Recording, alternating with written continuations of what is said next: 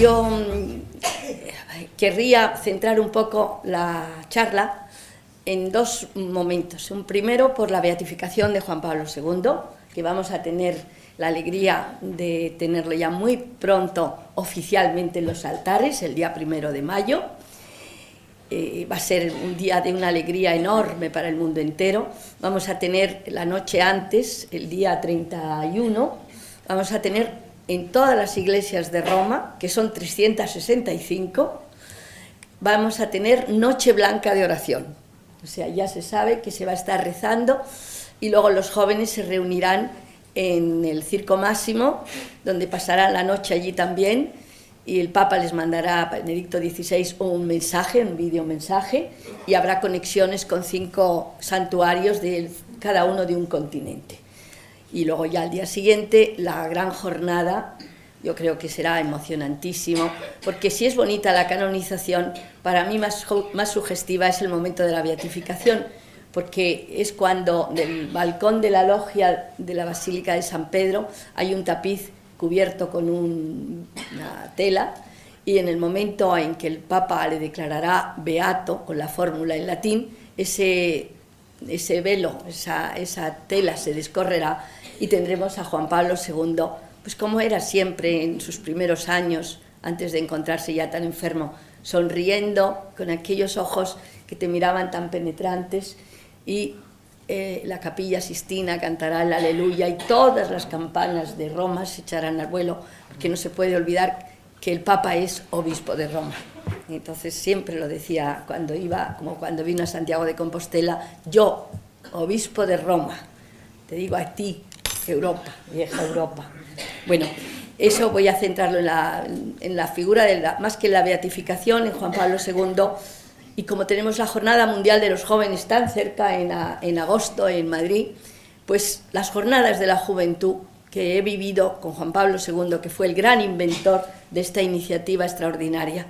Y vamos a viajar, porque ya Concha ha dicho que he viajado a la Luna y en 36 veces la vuelta al mundo, pues no vamos a hacer todo eso, porque si no estaríamos aquí varios días. Pero sí que voy a elegir aquellos viajes que de alguna manera me han impactado más. Y sobre todo quiero rendir un homenaje a este pueblo japonés que está sufriendo tanto, y voy a contar el viaje del Papa a Japón también. Empiezo siempre contando el momento como yo me encuentro con Juan Pablo II. Me encuentro como periodista, transmitiendo la fumata blanca, efectivamente cuando el protodiácono asomado a la logia, es una emoción enorme, porque primero tú ves desde esa chimenea pequeña que sale de la Capilla Sistina el humo blanco, habemos Papam. Entonces tenemos como 45 minutos en los que podemos esperar llegar a la plaza de San Pedro de todos los rincones de Roma para encontrar el momento de saber quién es el nuevo sucesor de Pedro. Entonces yo me acuerdo que el día 15 de octubre pues había muchas monjas españolas en la plaza de San Pedro, tanto que me llamaron la atención, digo, ¿por qué harán tanta monja española aquí hoy? Y entonces me bajé mientras esperaba la transmisión de la fumata a hablar con ellas. Digo, ¿pero cómo están ustedes tantas aquí hoy? Dice, pero hija, ¿no sabes qué es Santa Teresa? Santa Teresa, ¿no nos va a dar el Papa? Digo, bueno, ya a lo mejor español. Y dice, no nos lo dio Santa Teresa. Tuvimos que esperar al día siguiente, pero yo estoy convencida de que en el cielo es que son muy educados todos. Y entonces, como al día siguiente, 16 de octubre, era Santa Eduvigis, reina polaca, yo estoy convencida de que Santa Teresa le dijo, Eduvigis, como es polaco, para ti.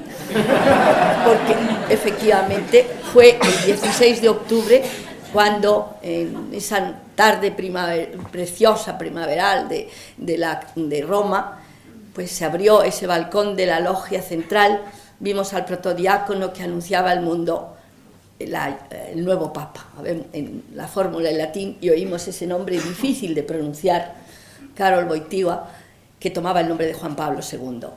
No estaba previsto, yo sí dije, un Papa negro, un Papa del tercer mundo, porque casi todo, incluso había gente en la plaza que tocó tambores como si viniera de África, hasta que un polaco que estaba a mi lado me dijo, no, polaco.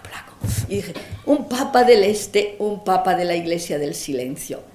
y como había unos minutos, unos segundos casi por Mundovisión, pues pude, si no yo creo que hubiera hecho las maletas ese día y me hubiera vuelto a Madrid, porque me hubieran quitado de Televisión Española tan rubio, tan blanco como luego resultaba, ¿no? Y entonces, bueno, pues allí fue donde vimos que era un papa que rompía moldes, que era un papa absolutamente nuevo en todos los sentidos, porque no está previsto más que imparta la bendición, y el Papa en cambio habló.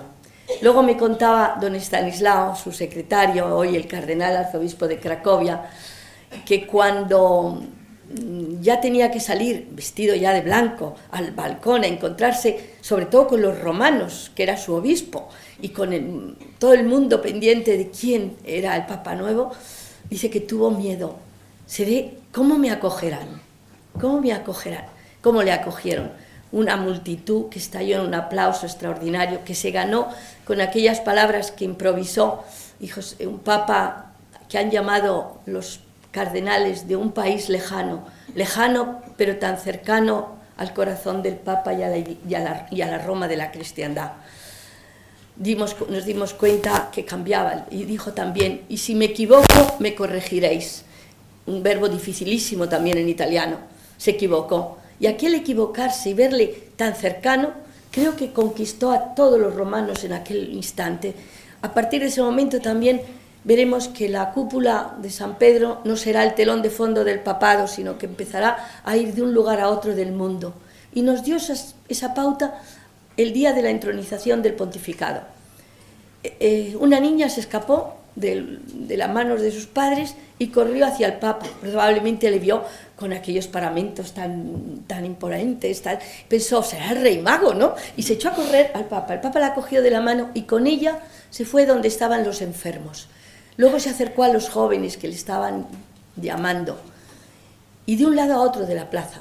Yo creo que ahí nos dio las pautas del pontificado, defendiendo al hombre, la dignidad del hombre, donde está el enfermo, donde está el explotado, el humillado, con los jóvenes, con el deseo de que sean lo que dirá durante todo su pontificado, los constructores de la civilización del amor, de la civilización de la paz y la cultura de la vida, lo dirá también. Y bueno, ahí empezó a ir de un lado a otro, y el primer viaje enseguida a México. México, que era un gobierno marxista, ateo, masón, donde ponían multas si uno iba con sotana o con hábito, y hubo que dar una ley que durante la semana que iba el Papa se dejaban sotanas y hábitos, porque si no el Papa le hubieran tenido que poner una multa. Era una multa pagable, porque creo que no llegaba a 20 duros, pero bueno, era con sotana y todos los monseñores también, pero eso esa semana en México. Pero así como Gorbachov, que todavía era el presidente de la Unión Soviética, cuando en aquel encuentro histórico verdaderamente impresionante de ver pasar por el Arco de las Campanas el coche de Gorbachov con la hoz y el martillo en la bandera, le llamó ese encuentro histórico santidad. En México, el presidente, para evitar polémicas con su partido, el PRI, le dio la bienvenida a título personal, llamándole bienvenido señor Papa. Pero luego México entero se volcó como no he visto nunca, 16 millones de personas en esa ciudad de México, todos ellos corriendo de un lado a otro por donde podía pasar el Papa, cantándole los jóvenes las mañanitas en la puerta de la Anunciatura. Y salimos de México después de haber ido a Oaxaca, después de haber ido a Puebla a abrir la conferencia de CELAM, y luego después fuimos a Oaxaca. Ya se despedía de Ciudad de México y el Papa se quedó impresionado porque oíamos por los micrófonos y por las televisiones: no se olviden de los espejitos, no olviden los espejitos. ¿Qué querrán con los espejitos? Y lo vimos cuando, ya saliendo del aeropuerto de Ciudad de México, que está en el centro de la ciudad, vimos cómo los 12, 14, 16 millones, pues una ciudad de tantos millones de habitantes, todos llevaban en la mano un espejito, desde las ventanas, desde la calle, de las terrazas, y cuando el avión despega de la Ciudad de México, dan todos el espejo hacia el sol, de manera que cuando el Papa ya despega, son como millones de estrellas, millones de abrazos en torno al avión del Papa. Fue una despedida que el Papa, que estaba leyendo el breviario, le llamó don Santos Abril, su profesor, dijo: Santidad, mire, mire cómo le despiden, con aquellas estrellas abrazando al avión del Papa. Y llegamos a Oaxaca, uno de los lugares más bellos de México, pero donde se vive con mayor pobreza. Le daba la bienvenida el campesino Esteban Hernández. El Papa no sabía todavía mucho español, había empezado, lo entendía muy bien, lo leía perfectamente, pero hablarlo y entenderlo así en una conversación todavía no. Yo le dije: Santidad, aprenderá el español, y se lo he prometido a los cardenales españoles y lo haré.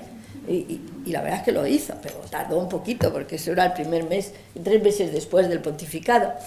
Yo le pregunté también si estaba contento en México, y me dijo: sí, estoy mucho contento. Lo sabía bien todo. Y llega a Oaxaca y pide antes que le den el discurso de Esteban, porque podía no entender algo. El discurso de Esteban era un lamento. Santidad, Padre Santo, vivimos aquí relegados a los pies de la sierra, este lugar tan bello y tan pobre para nosotros. Muchas veces no tenemos nada que comer, y lo poquito que tenemos se lo tenemos que dar a nuestros hijos, a nuestros animales, porque si los animales nos mueren, mueren después nuestros hijos y nosotros. Tenemos toda nuestra esperanza puesta en ti. Santo Padre, habla por nosotros, sé nuestra voz, eres nuestra esperanza. Entonces allí fue cuando, improvisando, dijo aquellas famosas frases que luego las vienen reportadas en la encíclica Labor in Exercens: la tierra es un don de Dios para todos, no un privilegio de pocos. Sobre la tierra grava una hipoteca social. No puede ser que unos coman grandes pedazos de una tarta y a otros no les lleguen ni siquiera las migajas. Se necesitan reformas urgentes, valientes. Son urgentes y son necesariamente valientes, porque hay que hacerlas y cuestan. Y dirá también a los sacerdotes: no sois líderes políticos ni líderes sindicales, sois seguidores de Cristo, discípulos de Cristo, y tenéis que defender al hombre, pero con la cruz, nunca con una pistola. Y no podéis ser, recordadlo bien, líderes políticos.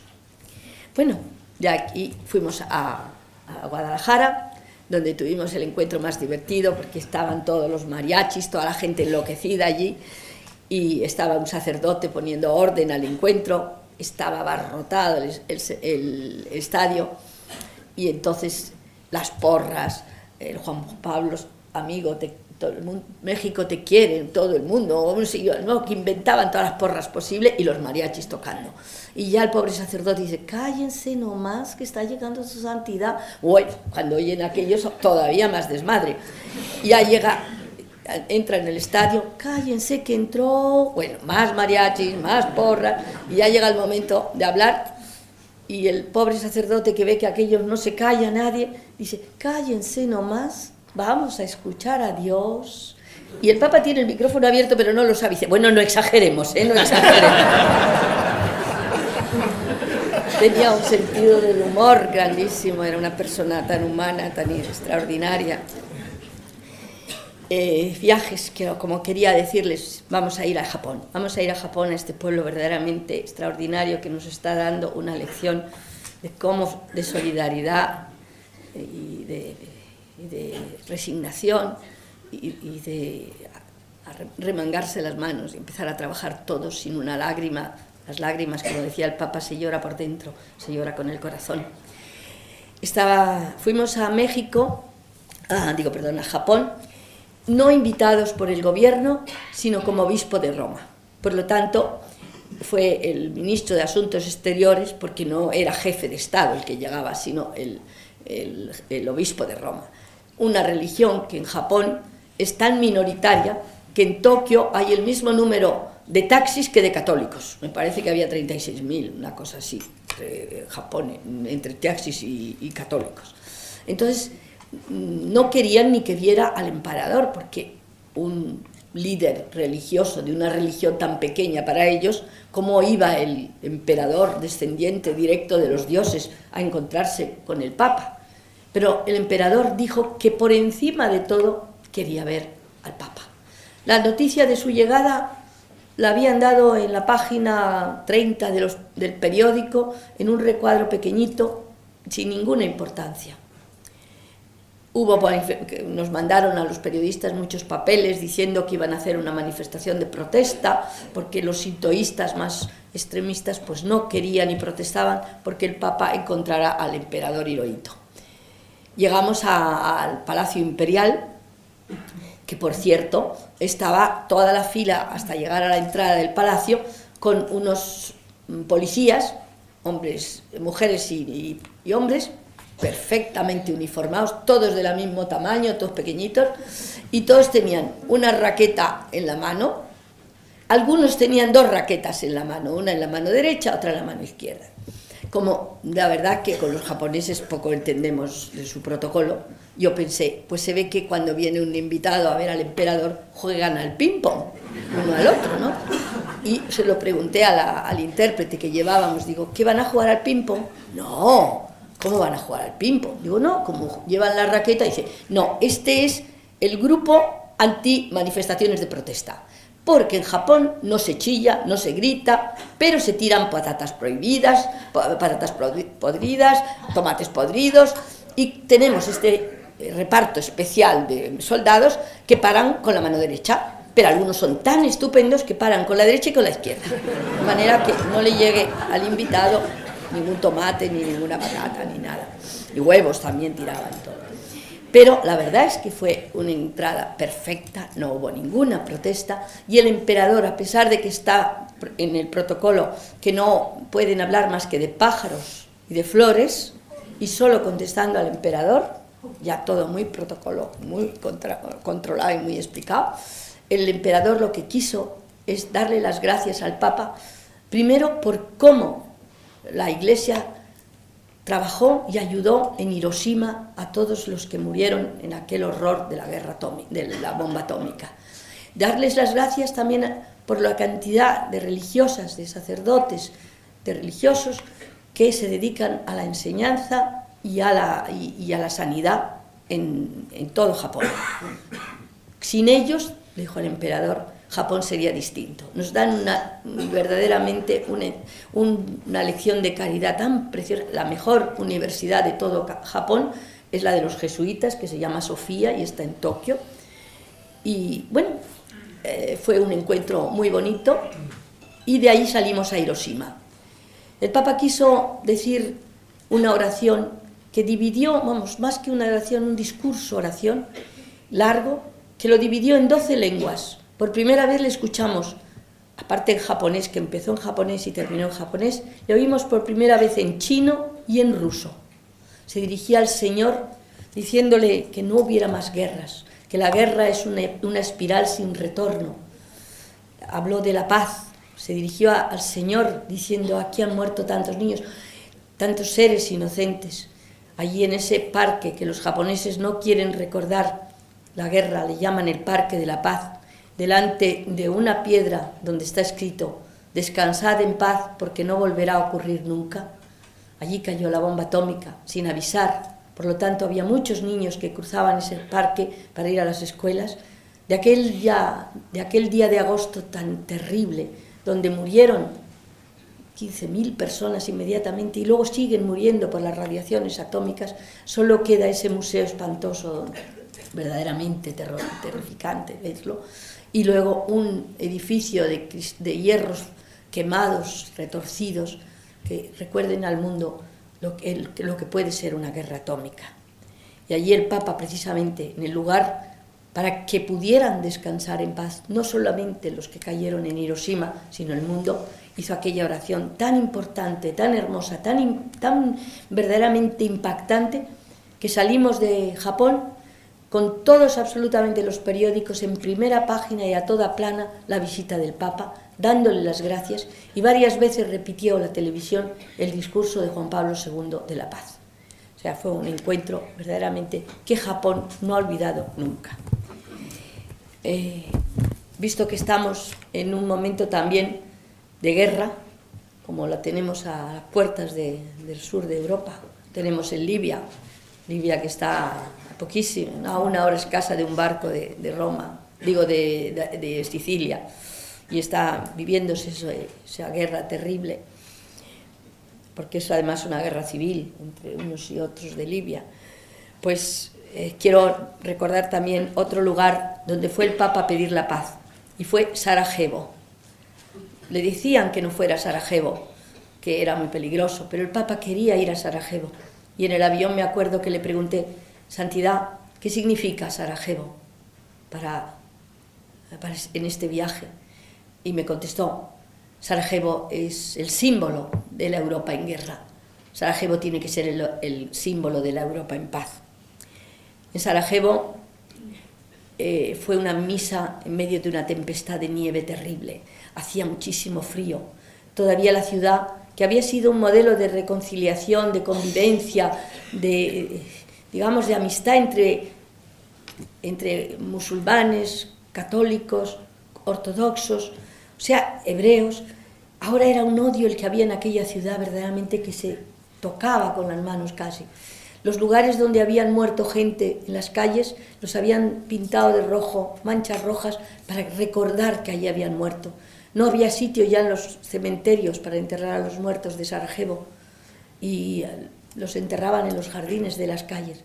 El Papa dijo la misa, como digo, en medio de esa tempestad de nieve, junto al cementerio que le llaman de Romeo y Julieta, porque ahí están enterrados un chico y una chica que desde niños se querían, que se iban a casar, eran felices. Él era musulmán y ella era ortodoxa.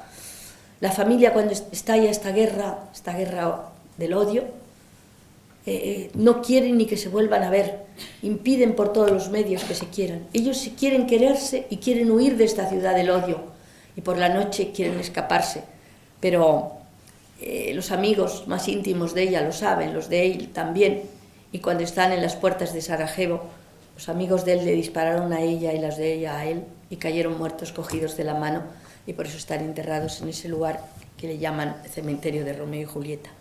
Allí, delante de un crucifijo que en uno de los bombardeos había perdido las piernas y un brazo, delante de ese Cristo mutilado, el Papa dirá estas palabras que verdaderamente impactaron a todo el mundo: desde lo más profundo de este milenio os suplico abrir las vías de la paz y del perdón en estas tierras desertizadas por el odio, por la guerra y la muerte. Nunca más guerra, nunca más el odio y la intolerancia. La lógica inhumana de la violencia debe sustituirse por la lógica constructiva de la paz. El instinto de la venganza debe ceder el paso a la fuerza liberadora del perdón y poner fin a los exasperados nacionalismos. Fue un discurso que a todo el mundo le causó un impacto grande. Pero de ese día yo recuerdo una anécdota muy bonita de una señora que entraba con medidas de seguridad enormes, pues llevaba dos niños, uno como de 9 años de la mano, otro agarrado a la falda de la señora y otro metidito en un cochecito. Y nos dice el intérprete: ¿sabéis cómo se llama el niño del cochecito? Digo, no, ¿cómo se llama? Y nos dice algo así como una palabra como Kaczynski o algo así. Digo, ¿y ese nombre qué significa? Dice, cubo de agua. Digo, ¿que el niño se llama cubo de agua? Digo, bueno, es el cubo que nos daba de beber en aquellos 60 días de asedio de Sarajevo, donde de vez en cuando salía agua de una fuente, íbamos todos jugándonos la vida por los francotiradores, íbamos a coger un Kaczynski de agua, un cubo de agua, o dos si podíamos, subiéndolo a las casas, donde las escaleras estaban rotas, los cristales rotos, donde no había luz, en fin, eran unas condiciones de vida terribles. Y dice, y le llama como de agua, pregúntale por qué. Entonces nos contó que ella se da cuenta de que está esperando un niño, un hijo, y si apenas puede darles de beber ni de comer a los dos que tiene, piensa que va a abortar. Y va al hospital de Sarajevo, y en el hospital de Sarajevo le dicen que sí, pero que no tienen agua, que traiga un cubo de agua. Y en ese momento ella piensa, si un cubo de agua salva la vida muchos días de mis hijos, o un cubo de agua va a matar el que yo estoy esperando, no volvió al hospital y le llamó cariñosamente cubo de agua a ese niño que quiso que el Papa bendijera en la misa de Sarajevo. Bueno, voy a contar Tierra Santa para terminar con los jóvenes. Tierra Santa era el gran deseo de Juan Pablo II, poder seguir a Cristo en su propia tierra, ir a Palestina, ir a Belén, fuimos a Belén, ir a Jerusalén, el Santo Sepulcro. Estaba ya muy enfermo, no podía apenas caminar, pero cuando llega al Santo Sepulcro y ve que está arriba el Gólgota y que hay esa escalera empinada de caracol, dificilísima de subir, dice, pero es que yo tengo que subir al Gólgota. Y todos le dicen, Santidad, no puede ser, además no está previsto en el programa, y ya de aquí nos vamos al aeropuerto y del aeropuerto ya para Roma. No puedo no ir al Gólgota. Y cuando Juan Pablo II se metía una cosa en la cabeza era muy terco, eso hay que reconocerlo. Quería ir al Gólgota, llegó a la Anunciatura y dijo, yo voy al Gólgota. Santidad, es que se cambia todo y los guardias ya lo saben y todo. Pues nos vamos mañana, pero yo subo al Gólgota. Bueno, ¿cómo se pondría que fue al Gólgota? Le ayudaron a subir y ahí se quedó pues abrazado ahí en ese punto, rezando, porque cuando yo creo que tenía una comunicación directa con Dios tan extraordinaria que muchas veces te dabas cuenta de que no te estaban ni oyendo, que estaba hablando con Dios, como él decía cuando iba a las montañas, dice que aquí estoy tan cerca de Dios que puedo tener un diálogo más cercano con él. Pues en Tierra Santa fue también a otro lugar que para los judíos es emblemático, el mausoleo de Yad Vashem, que es donde están el recuerdo de todos los que han muerto en los campos de exterminio nazi, un lugar tétrico, un lugar doloroso, un lugar que ya escalofriante solo de verlo. O sea, en la entrada del salón grande donde está todo, las fotos de miles de los que han muerto y el sitio donde han muerto. Hay unas salas donde están lo de los niños que han muerto en los campos de exterminio. En el suelo hay 13 nombres de los campos, Birkenau, Dachau, Auschwitz, todo allí puesto en el suelo. Y una llama encendida, que es la llama del recuerdo para que no se olvide. Allí el Papa volvió a hablar de ese Gólgota contemporáneo, de ese odio del hombre contra el hombre, y habló del perdón, de la reconciliación, de que nunca más vuelva a ocurrir. Cuando termina el encuentro, vimos que una señora polaca se acerca al Papa y empieza a hablar con él, llorando. Ella lloraba, le cogía las manos al Papa, hablaba el Papa con ella, pero como muy emocionados los dos, y lo único que percibíamos con los labios de ella era gracias, Papa, en polaco, dziękuję en papiesa. Y entonces dijimos, ¿qué pasará? Aquí hay que preguntarlo. Y terminó la ceremonia, el Papa se fue y fuimos corriendo a hablar con esta señora y nos contó que ella era de Cracovia, era una niña judía, la habían internado en el campo de Auschwitz con sus padres, con su hermano y con sus abuelos. Cuando liberaron el campo, la única superviviente de la familia era ella. Les llevaban a Cracovia, donde la Cruz Roja Internacional veía a quienes tenían familias, dónde poderles reunir con las familias, quien no tenía a nadie, pues ayudarles de alguna manera, no dejarles solos. Esta niña no va a la estación donde está el puesto de la Cruz Roja Internacional, sino que se sienta en un parque de allí de la ciudad. Cuando pasa un hombre joven, la ve, no necesita preguntarle quién es, sabe perfectamente que viene de Auschwitz, bastaba verla. Se acerca y le dice, ¿por qué no estás en la estación? ¿Por qué no has ido? Dice, porque yo no quiero vivir, yo no tengo a nadie. Y le dice, han muerto mis padres, mis abuelos, mi hermano, ¿para qué voy a vivir? Y entonces él le pregunta, ¿y cómo te llamas? Y aquella niña que durante tanto tiempo ha sido un número, le dice el número y le enseña el número grabado en el brazo. Dice, no, el número no, tu nombre. Y dice, me llamo Edith. Y aquel hombre empieza a hablarla llamándola Edith. Ella ya no recordaba casi quién la llamaba Edith, porque la llamaba solo su familia. Edith, tienes que vivir por ellos. Si tú mueres, ellos mueren otra vez. Tú eres su esperanza, porque con ellos viven también. Tú con ellos. Tienes que hacerte fuerte. Edith, tienes que hacerlo.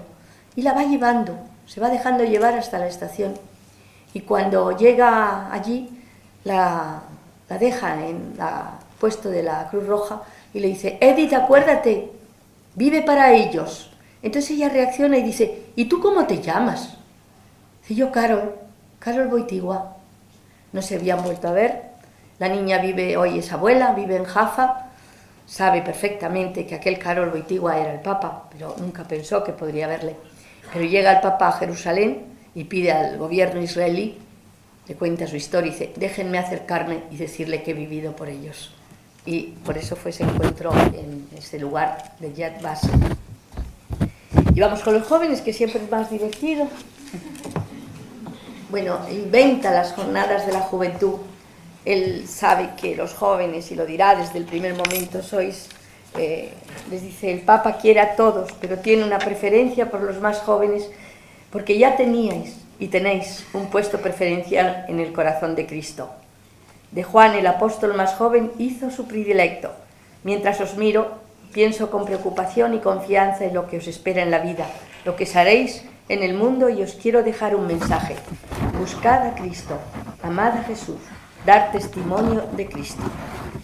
Y inventa esas jornadas de la juventud, la primera vez en Roma, en la plaza de San Pedro, el Domingo de Ramos, y luego ya en un lugar del mundo. La primera fue en Buenos Aires, una fue inolvidable en Santiago de Compostela, donde el Papa dirá: el monte del gozo fue un gozo para el Papa. Allí también fue divertido porque los chicos hicieron una fiesta en la que, como en todos los encuentros de la juventud, le exponen los problemas que tienen los jóvenes, los problemas y las preocupaciones y las tentaciones. Entonces, una de las bailes que le hicieron los chicos era bailando diciendo: queremos pasta, mucha pasta, más pasta, pasta, pasta.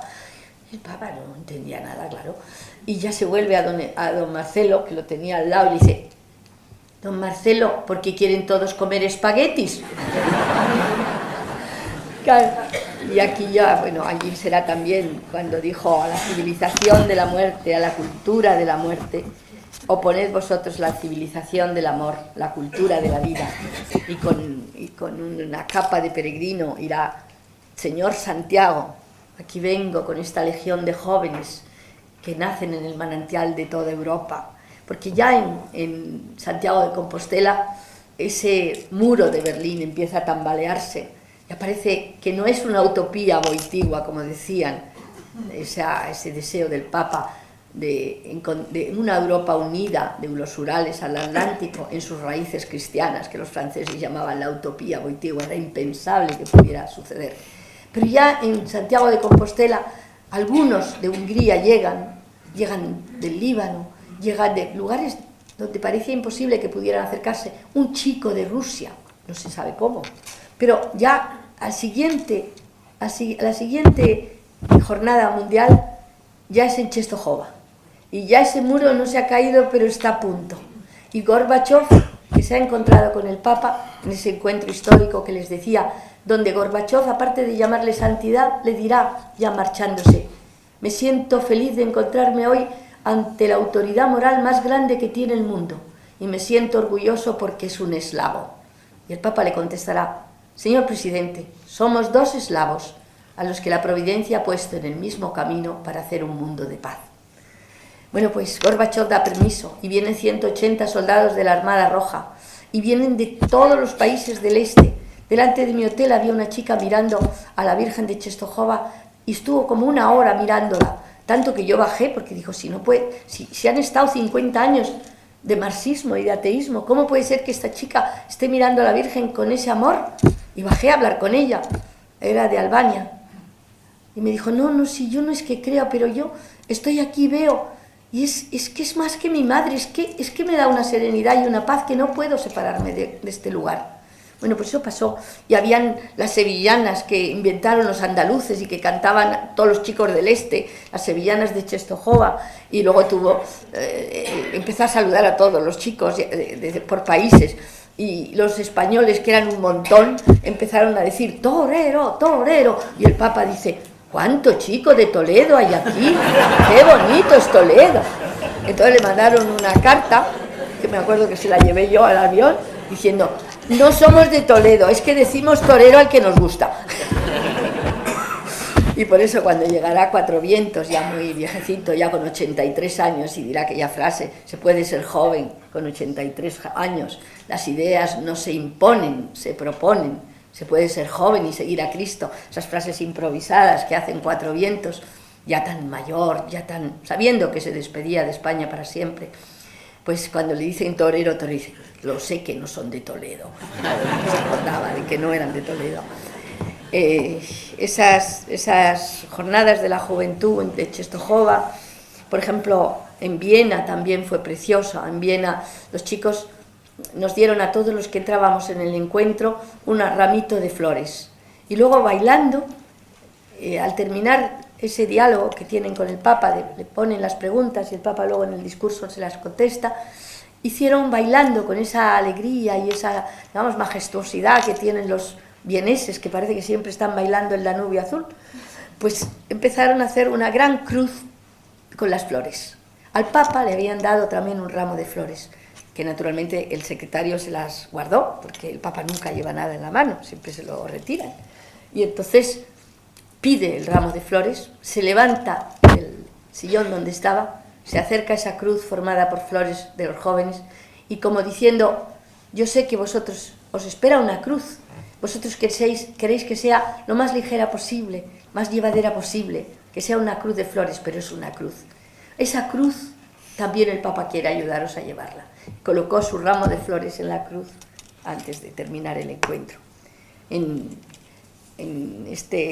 Montreal, en el estadio de Montreal, voy a terminar luego con España solo, en Montreal nunca he visto tanta juventud tan triste, tan desesperada, con tan poca salida aparentemente como los jóvenes canadienses. Parece imposible un país tan rico, donde parece que no falta nada, donde no tienen problemas aparentemente, y es el índice de suicidios más alto, de alcoholismo, de droga. Bueno, y el encuentro de los jóvenes fue en el estadio. Habían organizado el encuentro con un grupo grande de chicas, todas ellas vestidas con una túnica blanca y una capucha blanca, parecían palomas blancas, y con el cuerpo habían formado en el centro del estadio una paloma gigantesca, una paloma blanca gigantesca. Y luego arriba, siempre con los cuerpos, habían escrito la palabra bienvenido, en francés. Céline Dion, que ahora la conocemos todos, que es la de Titanic. Céline Dion era una cantante de Quebec, muy famosa en Canadá, pero tenía 18 años, católica, pidió por lo que más quisieran que le dejaran cantar para el Papa, que había compuesto una canción para él y quería cantársela. Una canción que no sé si se puede encontrar, pero que es preciosa, compuesta por Céline, en la que dice, es la paloma de los jóvenes, la paloma de la paz, es la paloma de nuestra esperanza que queremos enviar por el mundo y que va a llevaros a todos nuestro mensaje de amor. Una canción preciosa. Después de la canción, ya cuando tienen que escenificar los problemas de los jóvenes, esa paloma como rota se va.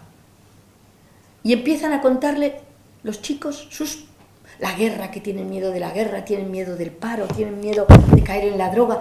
Un encuentro donde los chicos eran tan tristes y tan angustioso lo que le decían, hasta que el Papa empieza a hablarles y les habla de, pues eso, de lo que les decía siempre, no tengáis miedo, Cristo os pide, os exige mucho, pero os da tanto, tanto, y os encontraréis siempre una respuesta con Él a cualquiera de vuestros problemas. Amad a Cristo, volví a decir, y no tengáis miedo, esa famosa frase de su pontificado, abrid las puertas de par en par a Cristo. Que inesperadamente y sin estar en el programa, vuelve a formarse la paloma blanca, ponen con el cuerpo la palabra vida y vuelve Céline Dion a cantar esa paloma de los jóvenes que mandamos por el mundo. Y ahora quiero terminar con España. Luego si quieren preguntar algo que yo no cuente, yo si lo sé, lo cuento. España estaba muy dentro del corazón del Papa. Yo además era muy pesada, porque además en cada viaje no hacía más que decirle, Santidad, ¿cuándo viene a España? Santidad, ¿por qué no viene a España? Y habíamos ido a 13 países y no venía a España, ni se anunciaba España. Los compañeros ya se ponían, anda que no eres pesada con España. Yo ya no sabía cómo preguntárselo. Me acuerdo que uno de los viajes le dije, Santa Teresa me ha dicho que le está esperando en Ávila. Se quedó así como diciendo, ¿qué me está diciendo? Pero bueno, no venía a España. Hasta que al final se anuncia ese viaje. Y el día antes, es una anécdota que quizá algunos de ustedes la sepan, pero me gusta siempre contarla porque es muy bonita y creo que en esta semana de la familia también es hermoso recordarla.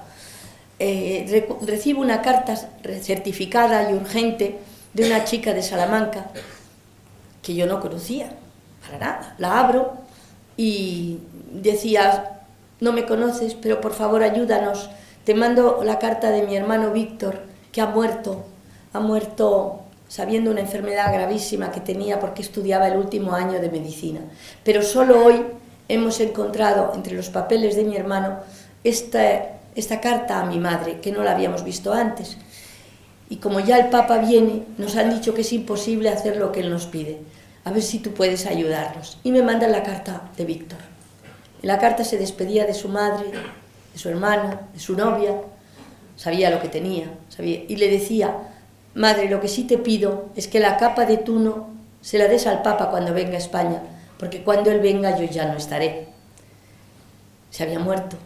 Era imposible encontrar un hueco en una agenda tan apretada como la que llevaba el Papa. Y por eso me la mandaban a mí, a ver si podían darme la capa a mí y llevarla yo al Vaticano. Pero yo cogí la carta y me la metí en el bolsillo de la chaqueta que al día siguiente iba a llevar en el avión. Y dije, de alguna manera se la hago llegar al Papa. No pensé nunca que nos iba a venir a ver, porque cuando era un viaje de apenas 2 horas, se acercaba al sitio donde estábamos nosotros, que es el final del avión, y nos saluda, pero a todos sin rueda de prensa, simplemente nos bendice y nos saludaba. Y bueno, yo dije, llamaré al jefe de seguridad y le daré la carta de Víctor. ¿Cuál fue mi sorpresa? Llevábamos 1 hora de vuelo cuando viene Chivín y me dice de parte del Santo Padre que quiere saludarte. ¿Que me quieres saludar? Sí, que pases al sector suyo que está al lado de la cabina del piloto. Todos me miraban diciendo, vaya. Y entonces, sí, porque no había pasado nunca. Y yo paso por el séquito del Papa y luego llego a donde está el Santo Padre, que estaba leyendo el breviario a un lado. En el otro lado estaba don Estanislao y la mesita de trabajo. Don Estanislao me hace un gesto de que me quede ahí a la entrada. Y en ese momento veo que hay 2 reactores, uno a cada lado del avión, que es de aviación española. Digo, anda, pues si esto lo manda siempre el rey cuando entramos en el cielo de España, aunque no sea más que 5 minutos camino, por ejemplo, de África o de Portugal, ese trocito de cielo español siempre está escoltado el avión del Papa por la aviación española. En ese momento aparecieron los 2 reactores, uno a cada lado. Me acuerdo como miraban de vez en cuando de reojo al avión del Papa los pilotos en el reactor. Y sale el comandante de la Alitalia, se acerca al Papa y le dice, Santidad, de parte de la torre de control me comunican para que se lo haga saber que estamos sobrevolando las Islas Baleares y que todas las campanas de las islas y todas las sirenas de los barcos están tocando porque España le da la bienvenida. Entonces el Papa, que había dicho cuando entremos en España llamarla, me hace un gesto de que me acerque. Le digo, Santidad, tantas veces como le he pedido que venga a vernos, por fin ha venido. Estoy muy contenta. Digo, yo estoy muy feliz, hija, porque el Papa quiere mucho al pueblo español. Entonces se me ocurrió decirle, y es que mi pueblo es un gran pueblo, ¿sabes, Santidad? Y entonces me contestó diciendo, un gran pueblo, hija, y el Papa quiere mucho al pueblo español. Y entonces yo cojo la carta de Víctor y le digo, no se baje, por favor, Santo Padre, sin leerla, es muy importante que la lea. Y le dejé la carta de Víctor. Yo me fui a Televisión Española, al día siguiente salimos a Ávila, la verdad es que no teníamos ni un minuto transmitiendo todo de Ávila, de aquella juerga mística de las monjas de clausura, que yo nunca he visto monjas subidas en un árbol, pero allí sí las vi, estaban en los árboles de aquel jardín de la Encarnación. Y Y bueno, y gracias, Papa. Y digo, se debe decir muchas gracias. La verdad que tuvo un diálogo con ellas verdaderamente adorable. Y bueno, llegamos a Alba de Tormes. El último era a Salamanca. Y estoy yo con Matías Prats transmitiéndolo. Y dice Matías, en estos momentos vemos a una señora vestida de negro con mantilla. Se acerca al Papa. Digo, la madre de Víctor. Digo, déjame, que esto lo sé yo. Y entonces conté lo que me parecía, porque llevaba la capa de tuno en las manos. Y esa noche me llamó la hermana para darme las gracias, porque la habían llamado de parte del Santo Padre para que la propia madre fuera la que entregara la capa de Víctor. Y es más, que estuviera la tuna de medicina y tocara mientras tanto lo que más le gustaba a Víctor. Y tocando clavelitos, el Papa recibió la capa de Víctor. Y yo siempre digo que allí nos dio el Papa todo el amor a España, porque era el amor a España, el amor a la familia, representada en esa madre, y esa juventud en Víctor y en la tuna de medicina, pero estábamos todos metidos allí. También fue ya tan enfermo, tan mal, ya sabíamos que se despedía de nosotros. Yo creo que las lágrimas de la reina y en Barajas se unieron las lágrimas de tantos que sabíamos. Yo le volví a ver, pero sabíamos que en España no le volveríamos a ver. Había sido ese encuentro de los jóvenes en Cuatro Vientos. Le habían dicho al Papa, para no cansarle, si va a haber muy pocos jóvenes, si es la época mayo con exámenes, ahí está la feria de Sevilla, me parecía que estaba la feria de Sevilla, fin de semana, en fin, no va a haber casi nadie, aunque haya poquitos. Pero yo quiero despedirme de los jóvenes españoles.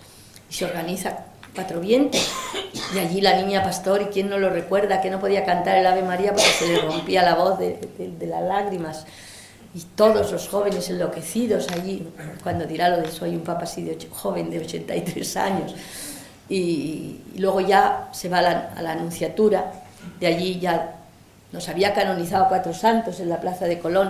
No quiso que estuviera la Virgen de la Almudena porque él venía a España, hubiera querido ir a más sitios, pero no podía moverse tanto. Entonces quiere que esté la Inmaculada presidiendo el altar como patrona de España.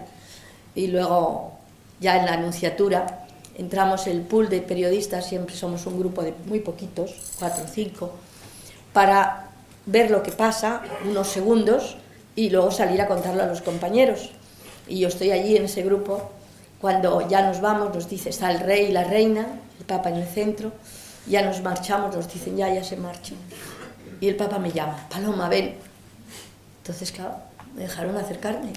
Yo me acerco, yo, santidad, gracias siempre. Ya viene a decirnos adiós, ¿verdad? Dice, sí, estoy tan feliz, hija mía, estoy tan feliz, porque el Papa quiere tanto a España, tanto a España. Y entonces yo, viendo ese amor que tenía por España, le dije, santidad, España como Polonia. Y contestó, España más, España más.